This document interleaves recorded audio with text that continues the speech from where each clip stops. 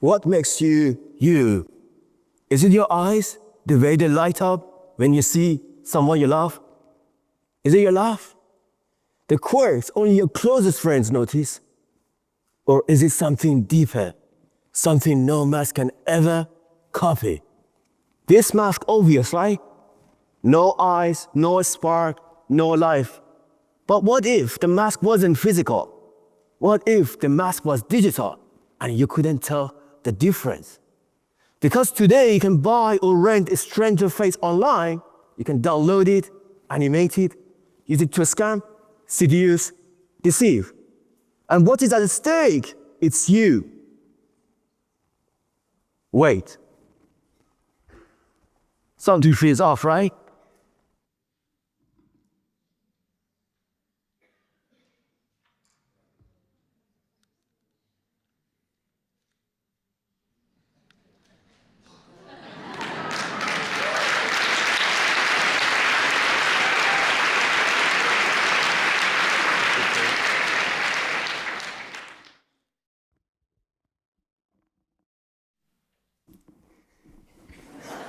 Yes. And this is the real me.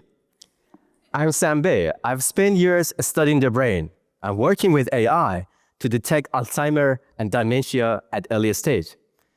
Today, my mission is to protect what makes us human, our dignity, our awareness, our connection. Imagine it's 2 a.m. You can't sleep. You receive a notification from your bank.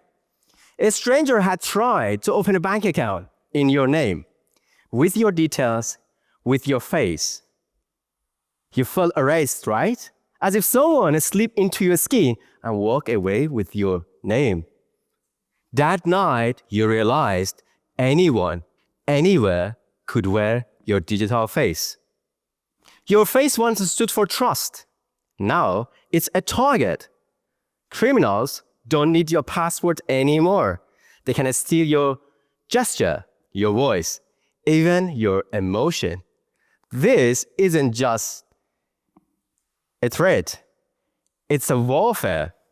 We have entered an era when the act of being you can be weaponized. That's why presence, not appearance, is the new currency of identity. Because appearance can be fake, but presence cannot. One of the most famous examples is the CFO deepfake. A finance team once received an urgent video call from their CFO.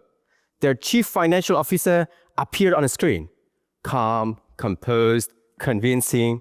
He ordered a confidential transfer. It looked like him. It sounded like him. Even his breathing pattern was right. But it wasn't him. It was a deep fake. By the time they realized, millions were gone. In a world of perfect forgeries, trust becomes fragile.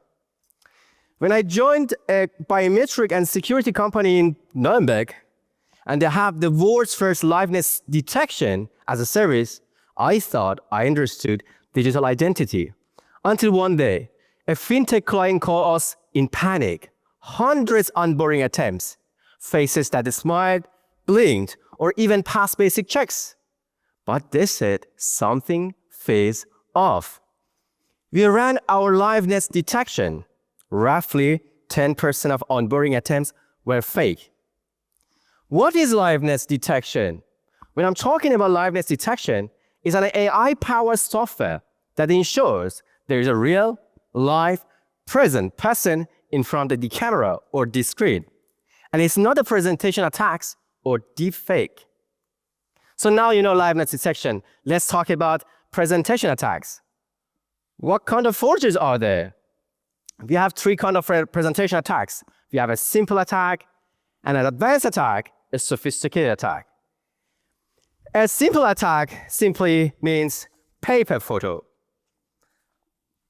First, they use paper photo to bypass the system in order to gain access. An advanced attack is pre-recorded video from authorized person. Attacker used to bypass the system to fool the sensor in order to gain access.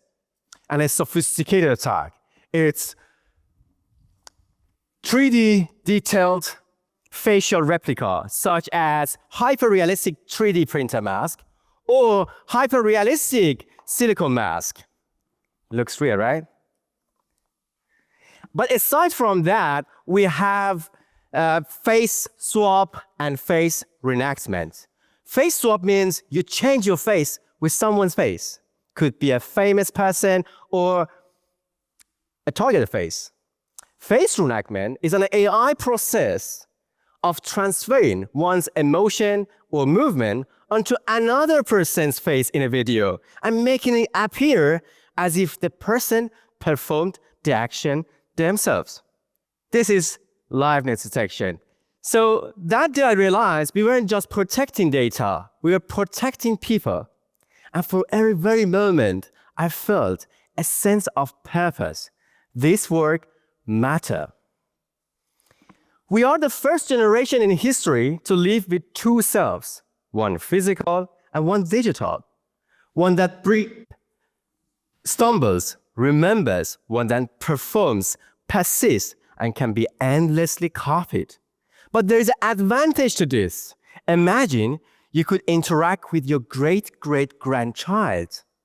Today, you can train your digital twin. You can give all your knowledge, even add more sensor to yourself and to your digital twin. It becomes more like you. In this way, your great-great-grandchild could laugh with you, could exchange memory and share ideas. That's kind of immortality, right? And also that digital twin can be hosted locally or on the cloud. And more importantly, can be updated. Neuroscience tells us identity is shaped by memory, emotion, and experience. But our digital self doesn't remember as we do, doesn't feel, doesn't evolve, and yet it's the version most people see.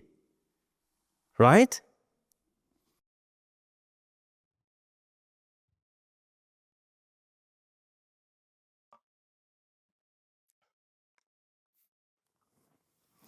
So one of the most example of that is AI minister. In Albania, an AI called Dila was recently introduced to the government, even described as the world's first AI minister. Whether symbolic or structural, it shows how quickly governments itself is being automated. They may look convincing, they may sound persuasive, but they never breathe, never remember, never love. Human identity comes first, always. AI can assist, but it must never replace. So we change the future when we choose authenticity over performance, when they show up as real, not just rendered. So where do we turn? We turn what makes us human. The crack in your voice when you're nervous, the pause before you say something hard, the laugh that bursts out too loud. These aren't flaws, they are proof.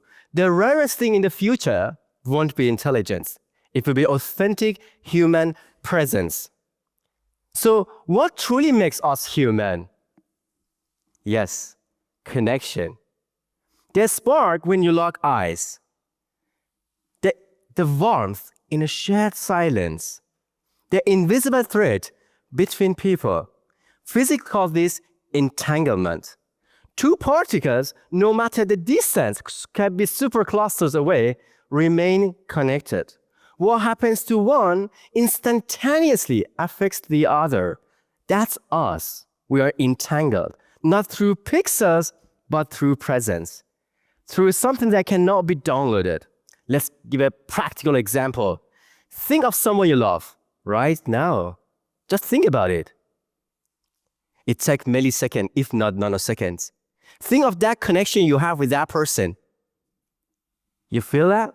That bond, technology can never fake it.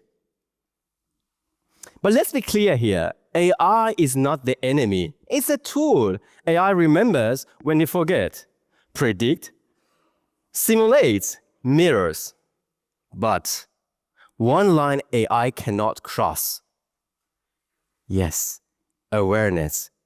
AI can recognize, it can simulate awareness, but it doesn't know, it's aware. You and I don't just process the world. We experience it. We reflect. We care. AI can describe a sunset, but only you can feel its beauty. AI can mimic compassion, but only you can love. That conscious awareness, that responsibility belongs to us. If machines cannot hold awareness, then we must. We must stay awake in an age of simulation.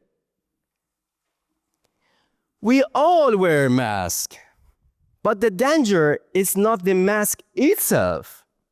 It's when the digital mask becomes more trusted than human face, like entangled particles. Our truth, I believe, our truth exists in relation, in how we show up for each other, alive, aware. So when you meet another, look into their eyes, not for perfection, but for presence. That's where the real lives. The digital world can imitate faces, voices, or even emotions, but it can never replicate the way you are present. So when someone asks you, who owns your face? You can answer, I do, and I only share it through presence. In a world of perfect simulations, the rarest power left will be an authentic human being, fully present, fully aware, fully connected. This is the gift you bring to the world. This is the future we must shape together. Be present, be aware, be connected.